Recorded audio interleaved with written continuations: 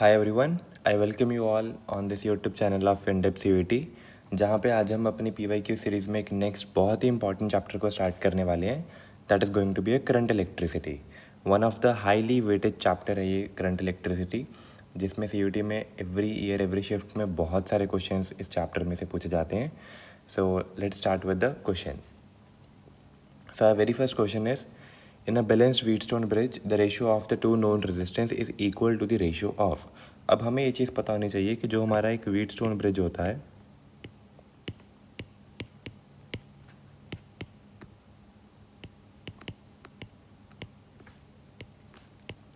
वो हम यूज़ ही इसीलिए करते हैं क्योंकि हमें अननोन रेजिस्टेंस की वैल्यू निकालनी होती है. हमें I should say unknown resistance को फाइंड आउट करना होता है. आपने देखा होगा, वैसे बाय द वे हमारे सिलेबस में सिर्फ बैलेंस्ड Wheatstone ब्रिज ही है. So will be talking only about this only.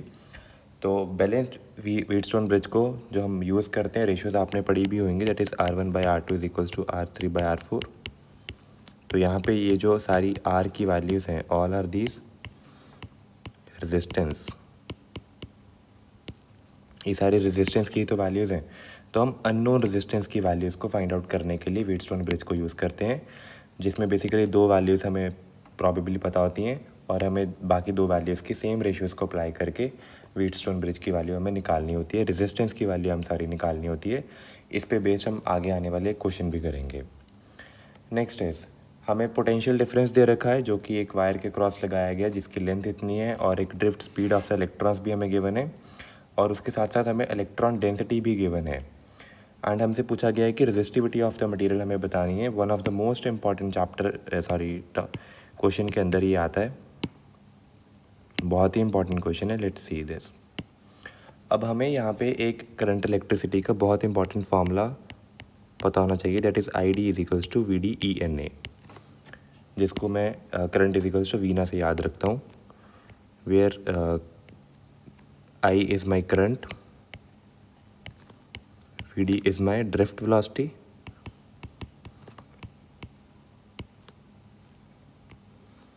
मैं एक्सपेक्ट कर रहा हूँ कि इसके मीनिंग्स एटलीस्ट आपको पता होंगे, and N is my electron density, या फिर मैं इसको चार्ज डेंसिटी भी बोल सकता हूँ, and A is my area. Right. So हम इसी फॉर्मूला को यूज़ करने वाले हैं. सो लेट्स सी अब इसको हम क्या कैसे यूज़ करते हैं. हमसे पूछा गया क्या, हमसे रेजिस्टिविटी पूछा गया है और मुझे ऑलरेडी ये फॉर्मूला भी पता है, that is V is equals to IR. और मेरे को ये भी पता है कि रेजिस्टेंस का फॉर्मूला ρL/A होता है. तो अगर आप ध्यान से देखेंगे यहाँ पे कितने सारे फार्मूलाज आपके एक ही क्वेश्चन में यूज़ हो रहे हैं. राइट. तो बस इन सभी को मैं कंबाइन करके इस फार्मूला की जो वैल्यू है वो निकालने वाला हूँ अपना आंसर. Now let's see. मुझे I use V is equals to IR, जहाँ पे I की वैल्यू मेरे को पता है, दैट इज़ VDENA, और रेजिस्टेंस की वैल्यू पता है, दैट इज़ ρL/A. यहाँ से अगर आप ध्यान से देखेंगे, एरिया से एरिया कैंसिल आउट हुआ. ऑल्दो मेरे को रेडियस गिवन भी नहीं था और मेरे को चाहिए भी नहीं था. तो मेरे पास पोटेंशियल डिफरेंस की वैल्यू आ रही है VDEN इंटू ρL. अब अगर आप ध्यान से देखेंगे, मेरे को लेंथ गिवन है, यहाँ पे पोटेंशियल डिफरेंस गिवन है, लेंथ मुझे गिवन है, चार्ज ऑन द इलेक्ट्रॉन मुझे पता है, ड्रिफ्ट स्पीड या फिर drift velocity, speed of the electrons मुझे गिवन है, और डेंसिटी, इलेक्ट्रॉन डेंसिटी भी मुझे गिवन है. तो मैं यहाँ से रो कैलकुलेट कर लूँगा.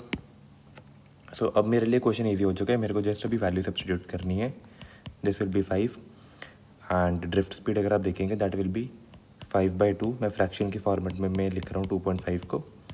And charge upon the electron भी मुझे पता है, that is 1.6/10⁻19.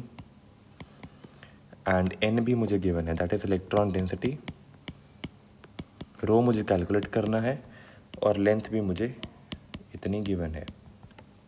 And on solving, जब मैं इस पूरे इसको सॉल्व करूँगा तो मेरा जो करेक्ट ऑप्शन निकल के आने वाली है, that is going to be 1.6 × 10⁻⁻5. यहाँ से आपकी रो की वैल्यू आ जाएगी. तो मेन इंपॉर्टेंट इस क्वेश्चन को लेने का पर्पज़ था कि आपको 3 फार्मूलाज रिवाइज हो जाएं एंड आपको मीनिंग पता होना चाहिए. एंड लकीली हमें जितने भी सारा डाटा हमें गिवन था वो SI यूनिट्स में था, तो हमारे लिए क्वेश्चन थोड़ा सा और ईजी हो गया. नेक्स्ट ध्यान से देखिए, हमें electric current is pass through a circuit containing 2 wires of the same material, जो कि पैरेलल में कनेक्टेड है. लेंथ और रेडियाई की हमें रेशियोज दे रखी हैं और रेशियो ऑफ करंट पूछा गया है। Let me tell you most commonly asked question है ये।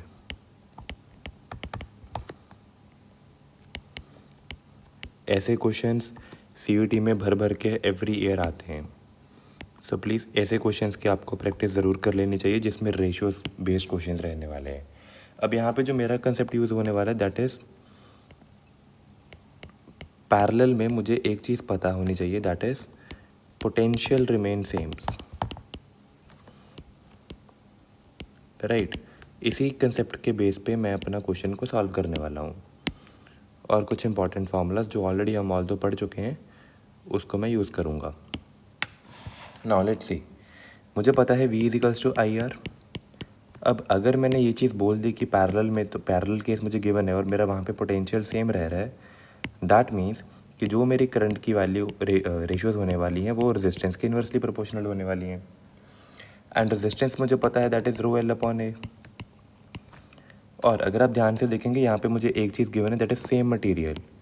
तो सेम मटेरियल का मतलब क्या हुआ कि रेजिस्टिविटी जो है मेरी वो दोनों के लिए सेम रहने वाली है, तो मतलब रो भी मेरा कैंसिल आउट हो जाने वाला है। तो ओवरऑल कहने का पर्पस हुआ कि जो मेरी रेजिस्टेंस है वो L अपॉन A पे डिपेंडेंसी है उसकी ओवरऑल, और अगर L अपॉन A पे डिपेंडेंसी है तो यहाँ पे मैं जैसे ही वैल्यूज़ को उसके अकॉर्डिंग सब्स्टिट्यूट करूँ दैट मीन्स जो मेरा करंट है वो A अपॉन L के प्रोपोर्शनल हुआ। एंड मुझे ये भी पता है कि जो मेरा एरिया है वो R स्क्वायर के डायरेक्टली प्रोपोर्शनल है, राइट। So this will become proportional to R square upon L, that's it. तो आप देख सकते हैं कि कैसे चीज़ें पूरी कनेक्टेड थी, लिंक थी एक दूसरे की से। बट ये क्वेश्चन वैसे डिफ़िकल्ट नहीं है, जस्ट आपको एक बेसिक कंसेप्ट और एक कनेक्शन बनाना आना चाहिए। सो नाउ अभी मुझसे करंट की रेशियो पूछी गई थी, तो सबसे पहले मैं रेडियस की रेशियोज पुट करूँगा। रेडियस की रेशियो मेरे को दे रखी है 2/3, दैट विल बिकम 4/9। और लेंथ क्योंकि मेरा इन्वर्स में है तो मैं इन्वर्स में वैल्यूज पुट करता हूँ, तो 4/2 मुझे वैल्यू गिवन है, दैट विल बिकम 4/2। तो मैंने इन्वर्स में वैल्यूज को सब्स्टिट्यूट कर दिया, तो यहाँ से 4 मेरा कैंसिल आउट हो जाएगा and my answer will be 2/9। 2/9 means A will be my correct option. Easy question but very important question. आप एक बार स्टेप्स को प्लीज़ एनालिसिस कर लीजिए कि हमने कैसे करा है। Next question is again very important question. All दो वैसे इस चैप्टर में जितने भी क्वेश्चन हैं वो सारे इंपॉर्टेंट ही हैं, बट मैं फिर भी आपको हाईलाइट करते हुए चलता रहूँगा। डिफ्लेक्शन गैल्वेनोमीटर की हमें एक फिगर दे रखी है मीटर ब्रिज की, जहाँ पे हमें एक गैल्वेनोमीटर अटैच्ड है मिडल में। तो यहाँ पे आप एक बेसिक चीज़ को ध्यान में रखिए, लेंथ साइड को आपको इक्वेट करना है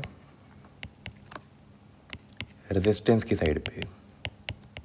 जिस साइड जो मेरे को रेजिस्टेंस गिवन है उसी साइड की मुझे लेंथ को इक्वेट करना है। This is the only and only concept used in this type of question. क्यों? इसका रीज़न सुनिए। मैंने रेजिस्टेंस का फॉर्मूला पता that is rho L upon A। तो मेरे को ये पता है कि जो मेरी रेजिस्टेंस है वो लेंथ की तो डायरेक्टली प्रोपोर्शनल है। इन केस अगर मुझे कुछ और नहीं गिवन है तो मैं ये मान के चलूँगा कि रेजिस्टिविटी और एरिया मेरा कांस्टेंट है, राइट। तो दैट्स इट। और एक चीज़ मुझे पता है कि जो मीटर ब्रिज होता है या जो मीटर ब्रिज में यूज्ड वायर होती है, अब वो नाम से ही आपको पता होना चाहिए वो 100 सेंटीमीटर्स की होती है। 100 centimetres means 1 metre, that's it. तो मेरा बेसिक ये दो चीज़ें अगर मुझे पता है तो मैं क्वेश्चन को बड़े आराम से कर लूँगा। तो अगर आप ध्यान से देखेंगे 55 ओम मुझे गिवन है रेजिस्टेंस यहाँ पे, और इसके कॉरस्पॉन्डिंग अगर आप देखेंगे मेरे को लेंथ जो गिवन है दैट इज़ 20। तो मैंने यहाँ पे 20 कर दिया और R की वैल्यू मुझे निकालनी है, और मेरे को ये पता है कि ये लेंथ मेरी कितनी होने वाली है, that is going to be 80 centimetre. 80 centimetre कैसे होगी? क्योंकि मुझे पता है कि ओवरऑल मीटर ब्रिज में जो भी मैं वायर यूज़ करता हूँ उसकी ओवरऑल लेंथ 100 सेंटीमीटर होती है। तो अगर ये 20 सेंटीमीटर है तो रेस्ट ऑफ द पार्ट की जो लेंथ होगी दैट विल बी 80, राइट। तो मैंने यहाँ पे 80 पुट करा, तो यहाँ से रेजिस्टेंस की मेरी वैल्यू निकल के आएगी that will be 55 × 4 which will be equals to 220 ohm. Easy question. Just इस चीज़ को ध्यान में रखिएगा कि लेंथ साइड को आपको रेजिस्टेंस साइड को उन दोनों को आपको एक साइड पे रखना है, जिसकी लेंथ उसी की resistance up is equal to जिसकी लेंथ अपॉन उसी की रेजिस्टेंस। और मीटर ब्रिज में आई डोंट थिंक सो आपको कुछ सेपरेटली याद रखना है। मीटर नाम से ही आपको पता होना लगना चाहिए कि वो 1 मीटर की बात करें, मतलब 1 मीटर की आपकी लेंथ ऑफ वायर होने वाली है, that is going to be 100 centimetre. Next question देखिए, हमें बोला गया है कि एक रेजिस्टिविटी ऑफ सर्टेन मटेरियल्स या अलॉयज़ की जो होती है वो 0 पे ड्रॉप हो जाती है सडनली जब हम उनको एक सर्टेन टेम्परेचर के नीचे कूल करते हैं। तो इस फिनोमेना को हम क्या बोलते हैं? इंपॉर्टेंट है, बहुत ही कॉमनली आस्क्ड क्वेश्चन है, थ्योरी बेस्ड क्वेश्चन है आई शुड से। इस फिनोमेना को हम बोलते हैं सुपर कंडक्टिविटी। आपको डायरेक्टली एज अ डेफिनेशन याद होनी चाहिए, बिकॉज ऐसे क्वेश्चंस आपके एनसीईआरटी में बोल्ड स्टेटमेंट्स में गिवन है। सो अगर थ्योरी बेस्ड क्वेश्चंस बनेंगे तो प्रॉबेबली ऐसे ही बनने वाले हैं। नेक्स्ट क्वेश्चन देखिए, if a voltage across a bulb मुझे गिवन है दैट इज़ 220 वोल्ट, 100 वाट का वो बल्ब है। अगर वो 2.5% के रेटेड वैल्यू से डिक्रीज़ हो रही है, दैट इज़ ड्रॉप हो रही है, तो मुझे बताना है कि मेरी पावर में डिक्रीमेंट कितना आएगा। अब मुझे पता है कि मेरे पास पावर के दो फॉर्मूलाज होते हैं, that is V² R and that is also equals to I² R। In fact ये जो फॉर्मूला है ये भी वहीं से आया है जहाँ पे मैंने V=IR को पुट करा है।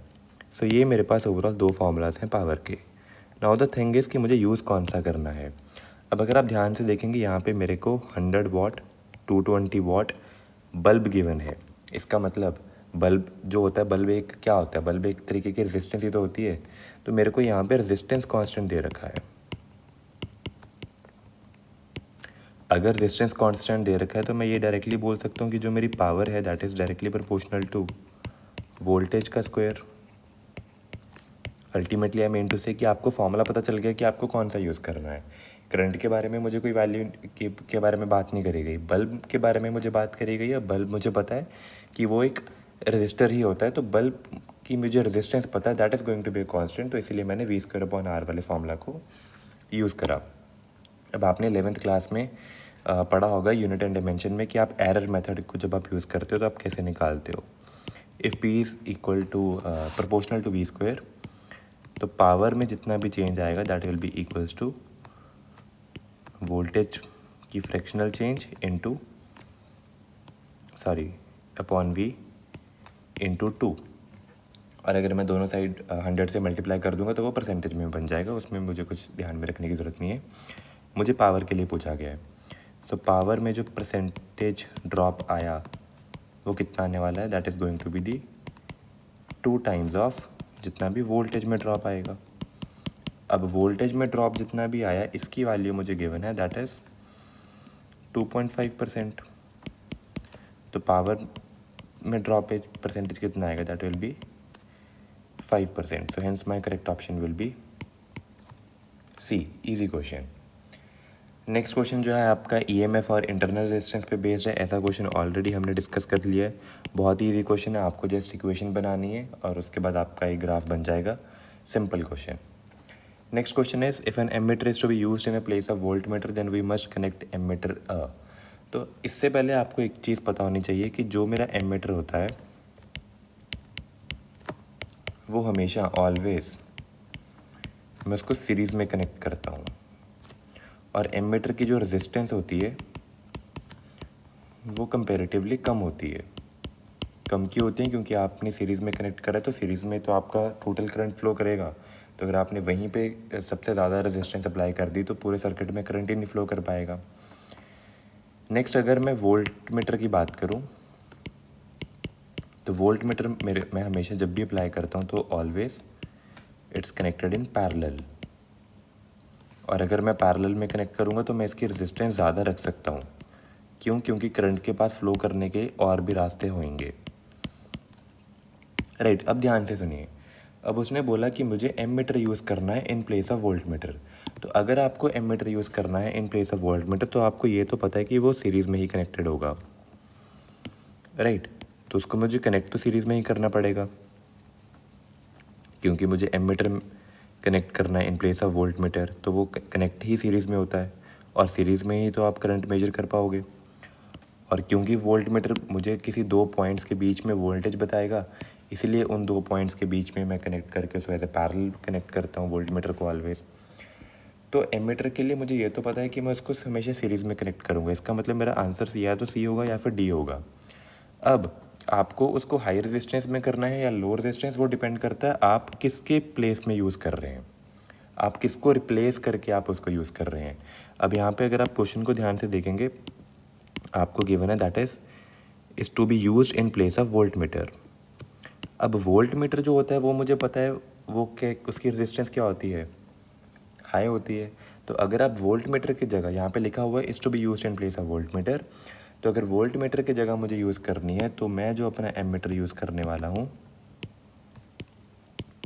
उसकी रेजिस्टेंस मुझे हाई रखनी पड़ेगी। सो दैट मीन्स रेजिस्टेंस मुझे हाई रखनी पड़ेगी। क्यों? क्योंकि मैं किसकी प्लेस में यूज़ कर रहा हूँ, वोल्ट मीटर की प्लेस में यूज़ कर रहा हूँ। लेकिन एमीटर जब भी कनेक्ट होगा, कनेक्ट किस में होता है ऑलवेज, सीरीज़ में। तो यही मेरे आंसर्स हो गए हैं। तो एमीटर कनेक्ट सीरीज़ में होगा, लेकिन क्योंकि वोल्ट मीटर को रिप्लेस करके मैं कनेक्ट कर रहा हूँ और वोल्ट मीटर की रेजिस्टेंस हाई होती है, सो दैट मीन्स एमीटर जो मैं कनेक्ट करूँगा that should be of high resistance and should be connected in series. Next question देखिए, बहुत ही इंपॉर्टेंट क्वेश्चन। किरचॉफ्स के सेकंड लॉ पूछा गया कि किस प्रिंसिपल पे बेस्ड होता है। डायरेक्टली आपको पता होना चाहिए, ये एनर्जी कंजर्वेशन पे बेस्ड होता है। इंपॉर्टेंट क्वेश्चन है और इसी पे आप कुछ और चीज़ें भी ध्यान में रख लीजिएगा कि जो सेकंड लॉ होता है इसको आप क्लोज्ड लूप लॉ भी बोलते हैं। इस पे बेस पे भी हम एक क्वेश्चन आगे करने वाले हैं। क्लोज लूप लॉ क्यों करने वाले हैं, कैसे एनर्जी कंजर्व रहती है, इसकी पे बेस पे आगे एक क्वेश्चन भी है। इनफैक्ट यहाँ पे आप एक और चीज़ ध्यान में रखें, that is first law. First law जो है वो आपका चार्ज कंजर्वेशन पे बेस्ड होता है। Both are very important question, आने की पूरी प्रॉबिलिटी है। इनफैक्ट लास्ट ईयर्स तो आ भी चुके हैं, तभी ये आपका PYQ है। और किस पे बेस्ड है, that is energy conservation. So our correct option will be A, that is the conservation of energy. Next question देखिए, आपको वायर की रेजिस्टेंस दे रखी है that is 10 ohms, it's stretch to double its length while keeping its radius constant, the new resistance of the wire will B.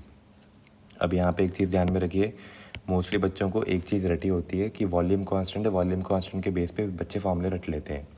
But यहाँ पे ध्यान में रखिए, हमने एक बहुत ही यूनिक क्वेश्चन उठाया है। यहाँ पे आपको वॉल्यूम कांस्टेंट की बात नहीं करी गई, इनफैक्ट आपको बोला गया रेडियस कांस्टेंट है। और रेडियस कांस्टेंट का मतलब क्या हुआ, ही इज़ ट्राइंग टू से मेरा एरिया कांस्टेंट है। बस अगर आपने ये चीज़ पकड़ ली एक बार, फिर क्वेश्चन आपके लिए बहुत ज़्यादा इजी बन गया। मुझे पता है रेजिस्टेंस की वैल्यू क्या होती है, ρL/A। अब रेजिस्टिविटी मुझे पता है, ये तो मटेरियल की खुद की प्रॉपर्टी है। और एरिया भी मुझे पता चल गया क्योंकि मेरे को रेडियस कांस्टेंट दे रखा है, तो रो और एरिया दोनों मेरे कांस्टेंट है। That means resistance is going to be proportional to length. तो अगर मैंने लेंथ को डबल कर दिया तो रेजिस्टेंस मेरी क्या हो जाएगी, रेजिस्टेंस भी मेरी 2 टाइम्स हो जाएगी। That means resistance will becomes, पहले 10 ओम थी, it will become 20 ohms। So that will B means C will be your correct option. ध्यान में रखना है आपको, मोस्ट कॉमनली जो क्वेश्चन पूछे जाते हैं कई बार वो वॉल्यूम कांस्टेंट बोल देता है क्वेश्चन में, लेकिन यहाँ पे आपको वॉल्यूम कांस्टेंट नहीं दिया हुआ, आपको इनडायरेक्टली बोला गया कि रेडियस कांस्टेंट है। तो रेडियस से आपको ये चीज़ पता होनी चाहिए कि वो एरिया की बात कर रहा है। आफ्टर ऑल एरिया का ही तो फॉर्मूला होता है, that is a πr²। Next question is, ये जो क्वेश्चन है ये आपका आ चुका है, जो कि काइंड ऑफ व्हीटस्टोन पर ही बेस्ड है।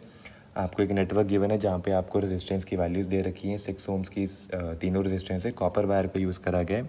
आपको इफेक्टिव रेजिस्टेंस बतानी है X और Y के बीच में।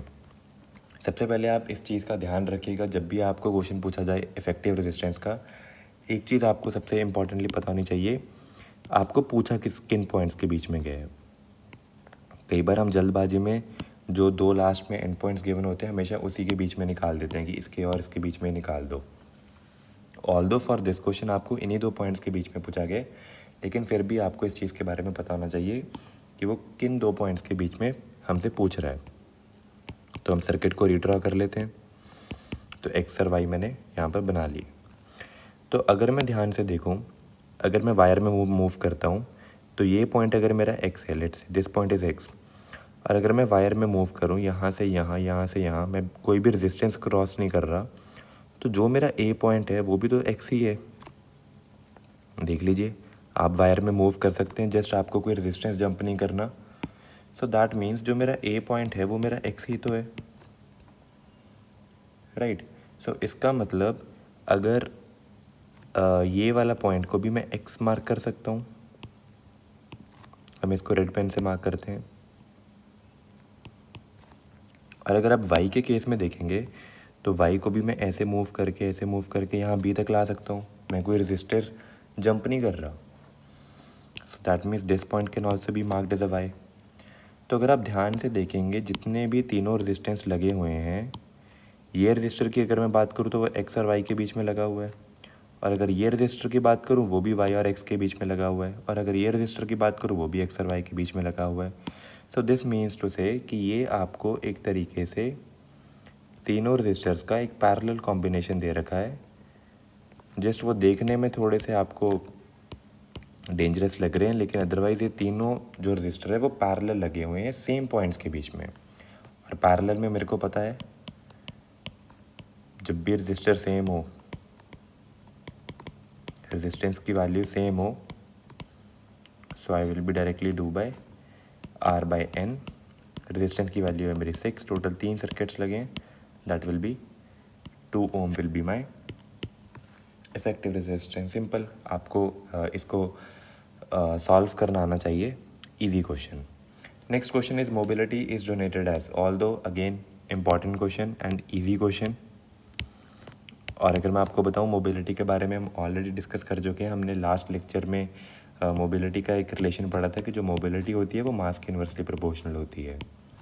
अगर आपको ध्यान में हो, जहाँ पे हमने बात करी थी कि एक इलेक्ट्रॉन कैरियर चार्ज के लिए मूव करना कैसे हम बताएंगे, कौन जल्दी मूव करता है या किसकी मोबिलिटी ज़्यादा है किसकी कम है।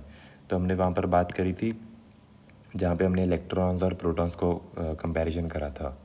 ऐसा क्वेश्चन हमने ऑलरेडी कर चुके हैं। ऑल्दो हमसे यहाँ पे सिंपली ये पूछा गया कि मोबिलिटी को हम किससे रिप्रेजेंट करते हैं, दैट इज़ म्यू, ये आपको पता होना चाहिए। Next question is in the following figure the ratios of current in 3 ohm and 1 ohm resistances. Important question again, although circuit based question है, ईजी होते हैं, बट ऐसे क्वेश्चंस बहुत कॉमनली पूछे जाते हैं करंट इलेक्ट्रिसिटी वाले चैप्टर में से। अब सबसे पहले मैं करंट ड्रॉ कर लेता हूँ। लेट्स से अगर यहाँ पे 3 एम्पियर का करंट आ रहा है and this is my 3 ohm and this is 6 ओम, यहाँ पे लगा हुआ है मेरा 1 ओम का रजिस्टर, राइट। तो अगर यहाँ पर मेरे पास 3 एम्पियर का करंट फ्लो कर रहा है लेट्स से, तो अब मुझे पता है कि मैंने अब अगेन वही बात, पैरेलल में potential same.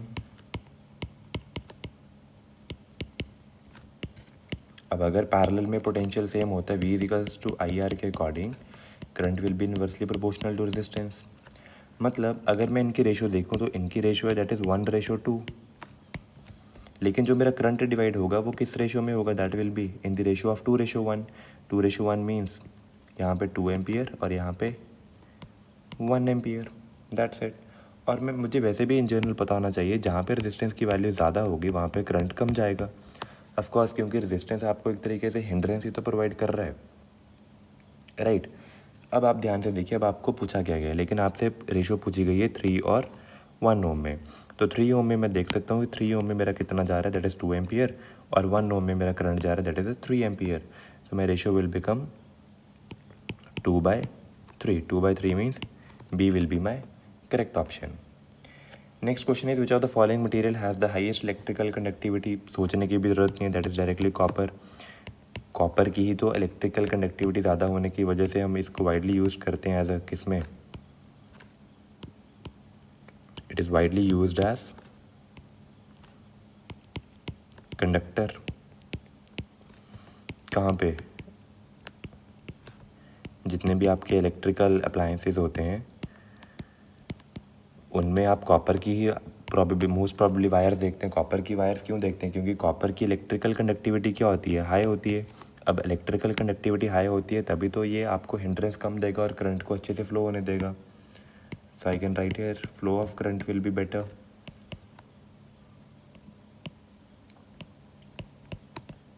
Flow of current will be better, और इसीलिए तो आप किसकी वायर्स बनाते हो, that is of copper. Easy question. Next is the Wheatstone bridge is primarily use for, again easy question, अभी जस्ट हमने रिसेंटली इस पर बात भी करी थी, अननोन रेजिस्टेंस को निकालने के लिए, जहाँ पे हमने पढ़ा था अननोन रेजिस्टेंस निकालने के लिए ये काम आता है। Theory based question and easy once.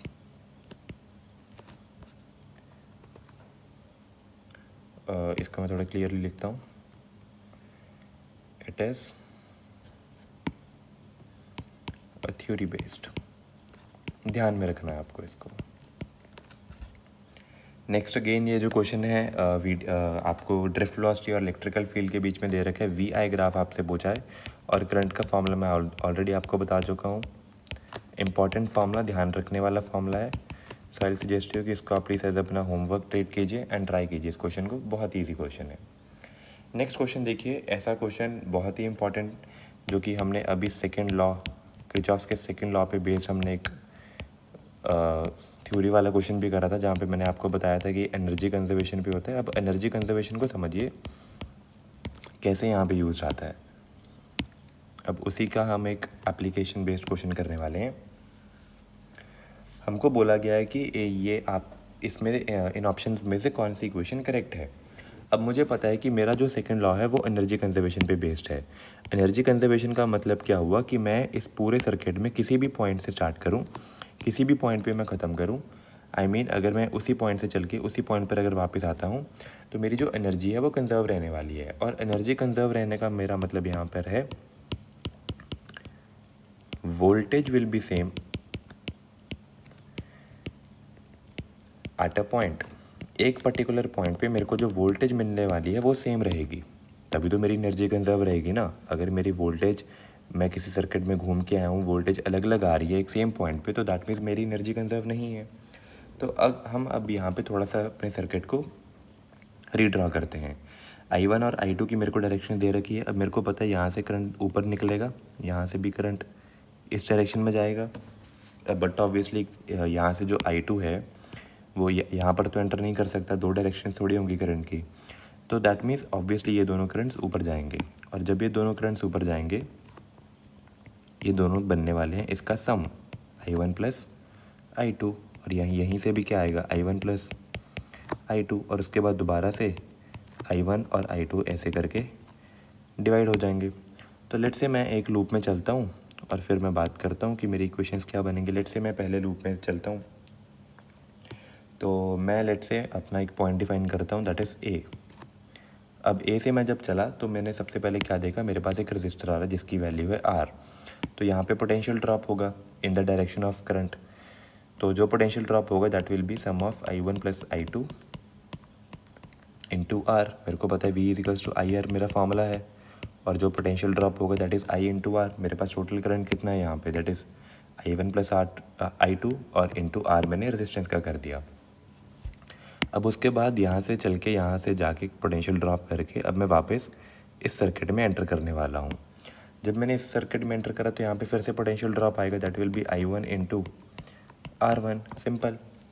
और उसके बाद अगर आप ध्यान से देखेंगे यहाँ पे मैं क्या कर रहा हूँ, यहाँ पे मैं पोटेंशियल जंप कर रहा हूँ और मैं नेगेटिव से पॉजिटिव साइड जा रहा हूँ। मतलब मेरा पोटेंशियल यहाँ पे क्या हो रहा है, इंक्रीज़ हो रहा है।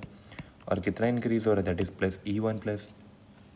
और उसके बाद मैं दोबारा घूम फिर के ए वाले पॉइंट पर ही आ जाऊँगा, that means this will become zero. मतलब मेरा जितना भी पोटेंशियल ड्रॉप हुआ किसी पॉइंट पे, जैसे यहाँ पे मेरा पोटेंशियल ड्रॉप हुआ, यहाँ पे मैंने पोटेंशियल ड्रॉप हुआ, यहाँ पे गेन भी हो गया, लेकिन अगर मैं घूम फिर के उसी पॉइंट पर वापस आ गया तो मेरा जो चेंज होने वाला है वो ज़ीरो आने वाला है। क्यों? क्योंकि मेरी एनर्जी यहाँ पे कंजर्व रहने वाली है। तो ये मैंने बेसिक सी अपनी इक्वेशन बनाई। अब हम देखते हैं हमारी कौन सी ऑप्शन यहाँ पर मैच हो रही है। तो अगर आप ध्यान से देखेंगे, साइंस का आपको ध्यान रखना है, तो मेरी जो करेक्ट ऑप्शन बन रही है that is D. Easy question, just आपको जो सेकंड लॉ हमने थ्योरी बेस्ड क्वेश्चन पढ़ा था एनर्जी कंजर्वेशन पे, उसी पर बेस्ड है, आपको इसकी यूज़ आना चाहिए। Next question is n equal resistors को मैं फर्स्टली सीरीज़ में कनेक्ट कर रहा हूँ और फिर मैं पैरेलल में कनेक्ट कर रहा हूँ। Ratio of maximum to minimum resistance मेरे को बताना है। इंपॉर्टेंट क्वेश्चन, मल्टीपल टाइम्स ये CUT में ऑलरेडी आ चुका है, मल्टीपल टाइम्स। अब मुझे पता है कि जो मेरी मैक्सिमम आर की वैल्यू होगी दैट इज़ जब मैं सभी अपने रजिस्टर्स को सीरीज़ में कनेक्ट कर दूंगा, and that will give me value of n into are.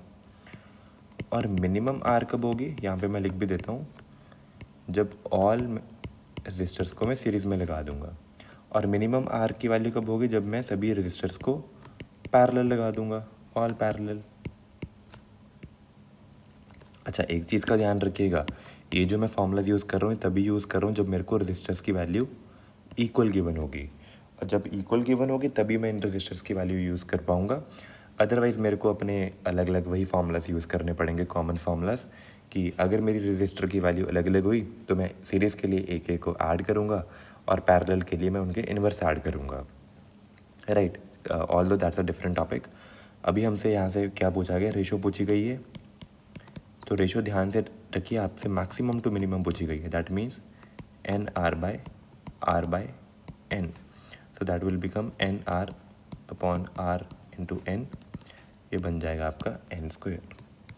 Easy question but the important one, multiple times CUT में आ चुका है, तो इस चीज़ का आप ध्यान रखिएगा।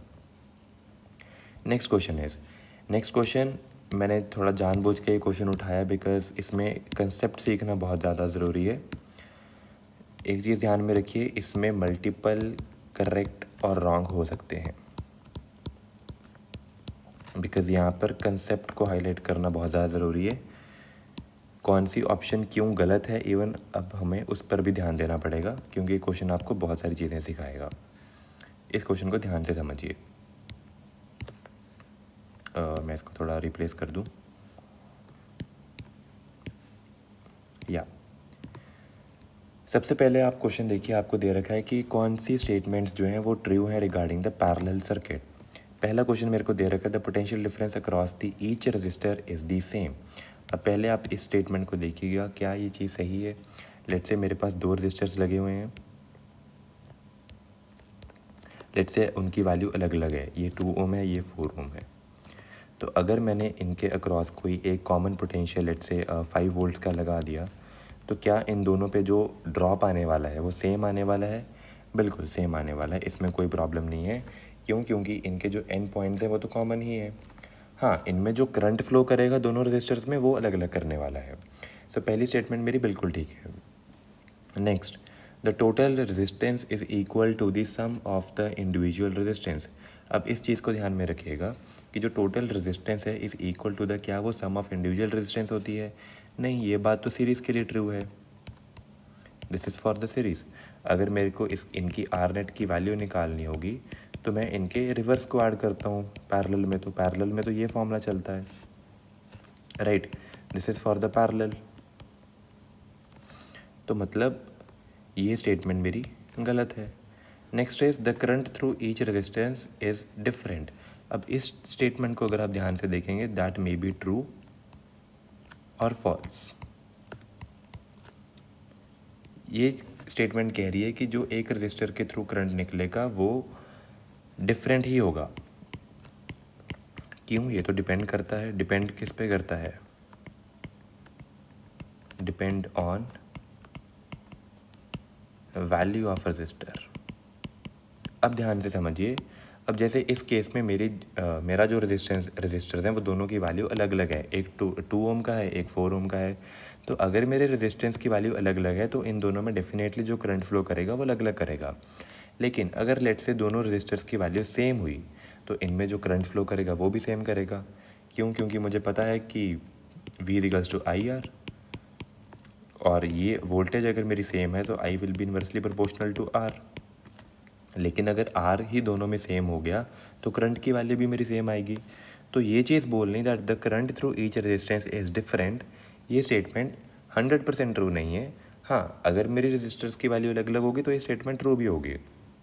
Next is the current through each resistor is equal to the total current. ये स्टेटमेंट भी बिल्कुल गलत है। इसका मतलब क्या हुआ? ये कह रहा है कि जितना करंट एक रजिस्टर के थ्रू निकलेगा उतना ही पूरे सर्किट में फ़्लो कर रहा है, तो मतलब इसका मतलब दूसरे रजिस्टर में कोई करंट ही नहीं फ़्लो कर रहा। ये बात तो गलत है। जब यहाँ से करंट फ़्लो करेगा तो यहाँ पर आके करंट डिवाइड हो जाएगा, राइट। करंट डिवाइड कैसे होगा? रजिस्टर की रेशियोज़ में। ये अभी हमने इस चीज़ को पढ़ा। तो इन केस अगर आपको यहाँ पे एक करेक्ट ऑप्शन मार्क करनी हो तो डेफिनेटली आप ए ऑप्शन मार्क करेंगे। लेकिन अगर लेट से आप सी ऑप्शन को ध्यान से देखेंगे तो सी ऑप्शन भी मेरी ट्रू है for a particular case, which case अगर मेरी रजिस्टर की वैल्यू क्या होगी, सेम होगी। If R1 is equal to R2 तो फिर ये स्टेटमेंट ट्रू होगी, और अगर R1 R2 मेरे सही इक्वल नहीं हुए देन ये मेरी स्टेटमेंट फॉल्स है। बट अगर आप 100% की बात करेंगे, श्योरिटी की बात करेंगे, then of course you must go with option 1, वो ज़्यादा एक्यूरेट है। नेक्स्ट क्वेश्चन देखिए, इंपॉर्टेंट क्वेश्चन, बहुत ही इंपॉर्टेंट फॉर्मूला आपको रिकॉल करवाएगा। यहाँ से आपसे बोला गया ए बी का जो प्रोडक्ट है वो सी के इक्वल है, और अगर ए मेरी करंट डेंसिटी है और सी मेरी इलेक्ट्रिक फील्ड है तो बी मुझे बताना है क्या है। अब यहाँ से आप एक इंपॉर्टेंट फॉर्मूला ध्यान में रखिए, that is J is equals to sigma E. Important formula, यहाँ पर हम बात कर लेते हैं इन सभी फिजिकल क्वांटिटीज़ का मतलब क्या है। जहाँ पे ई मेरी है that is most commonly used electric field, sigma आपको ध्यान में रखना है, sigma is your conductivity, and J is my current density. ये फॉर्मूला आपको इम्पॉर्टेंटली पता होना चाहिए, मल्टीपल टाइम से आपसे एग्जामिनर यूज़ करवा सकता है। लेकिन ध्यान से देखिए उसने आपको क्या बोला, जे ए को उसने क्योंकि करंट डेंसिटी बोला, इनटू समथिंग बी की वैल्यू क्योंकि हमें बतानी है, वो मेरा सी के इक्वल है, और जो मेरी सी है that is my electric field.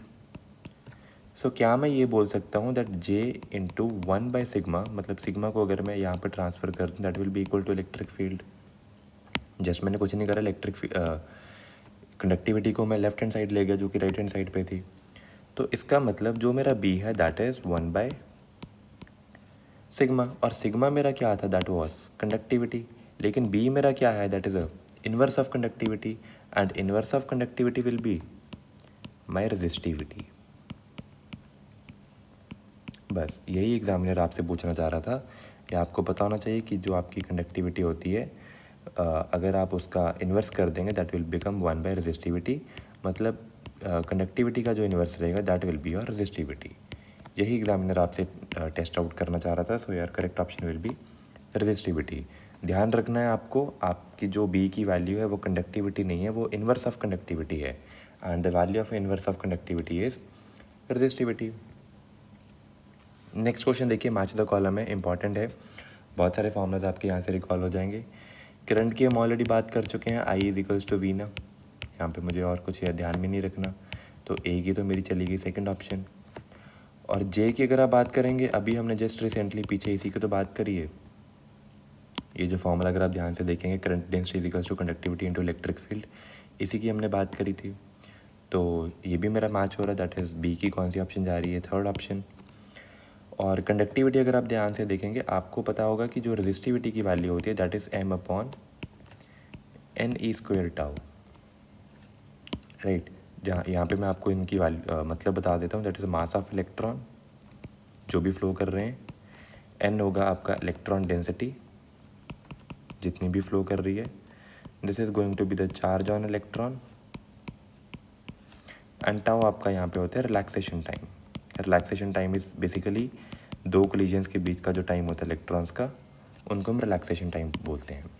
लेकिन अगर आप ध्यान से देखेंगे, आपको ऑप्शन में n(e²/τ) दे रखा है, सॉरी n(e²τ/m) दे रखा है, दैट इज़ अगेन मतलब ये रेजिस्टिविटी का मुझे इन्वर्स दे रखा है, और रेजिस्टिविटी का जो इन्वर्स होगा that will be my conductivity. अभी जस्ट रिसेंटली हमने पीछे इसी पे बात करी थी, राइट। सो दैट मीन्स सी की कौन सी option, that is going to be the fourth. और जो टेम्परेचर कॉफिशिएंट ऑफ रेजिस्टिविटी होता है, ये आपको डायरेक्टली फॉर्मूला ध्यान में रखना है, that is 1/p into dτ/dt। ये फॉर्मूला ऑल दो आपको कभी भी कहीं यूज़ नहीं आएगा, क्योंकि ये एनसीईआरटी में गिवन भी नहीं है और आपसे कभी पूछा भी नहीं जाएगा। ऑल दो वैसे भी आपकी जो रेस्ट ऑफ द ऑप्शन है वो मैच आउट हो चुकी हैं। So your correct option will be D. Fourth जो लास्ट क्वेश्चन है टेम्परेचर कॉफिशिएंट का फॉर्मूला, ये आपको ऐसा याद रखने की ज़रूरत नहीं है, आई वुड सजेस्ट यू इसको आप छोड़ सकते हैं। नेक्स्ट क्वेश्चन इज़, अब आपसे काइंड ऑफ सिर्फ स्टेटमेंट्स पूछी गई हैं, डेफिनेशंस पूछी गई हैं। पहला क्वेश्चन स्टेटमेंट आपके पास है, that is a current density. Current density मुझे पता है क्या होती है, डेंसिटी से ही मेरे को वर्ड से मतलब समझ में आ रहा है, that is the current flowing through the per unit area of a cross section that is a conductor. ये वही है जो अभी हमने जे की बात करी थी। सो ए की मेरी आ रही है, that is the second option. Static electricity कुछ नहीं होता, आपको जस्ट डायरेक्टली पता होना चाहिए। इलेक्ट्रिसिटी जो एक सरफेस पे बिल्ट होती है, याद हो आपको जब हमने लास्ट लेक्चर्स पे सरफेस चार्ज कैरियर्स की बात करी थी, ये वही है। उसी को मैं स्टैटिक इलेक्ट्रिसिटी बोलता हूँ, जो कि सरफेस पे बिल्ट होती है। तभी आपको याद हो मैंने अब बताया था कि चार्ज इलेक्ट्रॉन्स की जंपिंग पॉसिबल नहीं होती, इसी वजह से चार्ज लीक आउट नहीं हो पाता। सो बी की मेरी चली जाएगी फर्स्ट ऑप्शन। रेजिस्टिविटी जस्ट अभी मल्टीपल टाइम्स हमने बात कर चुके हैं इसका। Resistivity is the resistance offered by wire of that substance, जिसकी 1 metre length and 1 square metre का क्रॉस सेक्शनल एरिया होता है। इसको आप ऐसे देख सकते हैं, मुझे पता है रेजिस्टेंस की वैल्यू क्या है, that is rho L upon A, लेकिन ये मेरी रेजिस्टिविटी है, राइट। तो मैं अगर फॉर्मूला को रीअरेंज करूँ, resistivity will become R into A upon L. तो इसका मतलब अगर एरिया मेरा 1 मीटर स्क्वायर का हो जाए और लेंथ मेरी 1 मीटर की हो जाए, तो मेरी रेजिस्टिविटी रेजिस्टेंस ही बन जाएगी। तो वही स्टेटमेंट में उसने बोला गया कि अगर वो रेजिस्टेंस की वो वैल्यू जब मेरा एरिया 1 स्क्वायर मीटर हो और जो मेरी लेंथ है वो 1 मीटर हो, so that is going to be my resistivity. Next is the conductance. अब जैसे मैंने बात करी थी कि जो रेजिस्टिविटी है वो कंडक्टिविटी के इन्वर्सली प्रोपोर्शनल होती है, सिमिलरली जो मेरी रेजिस्टेंस होती है वो कंडक्टेंस के इन्वर्सली प्रोपोर्शनल होती है। जस्ट आपको ये स्टेटमेंट्स पता होनी चाहिए कि जो रेजिस्टिविटी है वो कंडक्टिविटी के इन्वर्सली प्रोपोर्शनल है और जो रेजिस्टेंस है वो कंडक्टेंस के इन्वर्सली प्रोपोर्शनल है। सो दैट मीन्स सी की मेरी होगी फोर्थ ऑप्शन एंड डी की मेरे पास होगी थर्ड ऑप्शन। तो आपका करेक्ट ऑप्शन जा रहा है that is a. Easy question, just आपसे स्टेटमेंट बेस्ड चीज़ों में बात करी गई है। नेक्स्ट अगेन जो क्वेश्चन है मोबिलिटी की प्रॉपर्टी के ऊपर ही बेस्ड है। मोबिलिटी के ऊपर ऑलरेडी हम 2 बार बात कर चुके हैं। मोबिलिटी जिसको मैं म्यू से रिप्रेजेंट कर रहा हूँ, इसका फॉर्मूला डायरेक्टली आपको पता होना चाहिए, वी डी अपॉन ई, जहाँ पे वी डी मेरी ड्रिफ्ट वेलोसिटी है, ऑलरेडी इसके ऊपर बात हो चुकी है, और जो ई है मेरी इलेक्ट्रिक फील्ड है। और इस फॉर्मूले को आपको सेपरेटली याद रखने की ज़रूरत नहीं है, जहाँ पे मैंने आपको करंट की वैल्यू बताई थी that is I equals to V D E N A, वहीं से फॉर्मूला ड्राइव करा गया है। तो ये जस्ट आपसे नई क्वांटिटीज़ करके आपको नई इक्वेशंस दी जा रही हैं और कुछ नहीं है, वही सेम बात को ही आगे स्ट्रेच आउट करा गया है। तो आपसे पूछा गया कि मोबिलिटी जो प्रॉपर्टी है that describes ease with charges move in a conductor. Obviously ease का मतलब कितनी आसानी से एक चार्ज कैरियर मूव कर सकता है, उसी को मैं क्या बोलता हूँ, मोबिलिटी बोलता हूँ। अगेन मैं आपको बता देता हूँ, mobility is inversely proportional to mass. तीसरी बार हम इस रिलेशन को इंट्रोड्यूस कर रहे हैं। तो यहाँ पे ईज़ का मतलब क्या हुआ कि कोई चीज़ अगर ज़्यादा भारी होगी उसकी मोबिलिटी कम होगी, और जिसका मास कम होगा उसकी मोबिलिटी अच्छी होगी। तो वहीं से ईज़ का मतलब ये क्वेश्चन आपको बताना चाह रहा है, और ये फार्मूला आप जस्ट एक बार गो थ्रू कर लीजिए, बाकी फार्मूला से ये फार्मूला भी ड्राइव हुआ है। And with this we are done with our part 1 of current electricity, जहाँ पे हमने 25 PYQs को कैटर कर लिया है। हमने मोस्ट इंपॉर्टेंट PYQs को देखा था, जहाँ पे मोस्ट प्रोबेबली आपको इन्हीं में से बहुत सारे क्वेश्चंस आपके CUET 2026 में देखने को मिल जाएंगे। And for the further updates I would suggest you to please follow us on Instagram, Telegram and WhatsApp. हम आगे आने वाले भी सभी 12th क्लास के जो चैप्टर्स हैं जो कि आपको CUET में आने वाले हैं, ऐसे ही डिटेल्स PYQ सीरीज़ को कंटिन्यू करने वाले हैं। Subscribe to our YouTube channel and hit the bell icon. Best of luck and thank you all.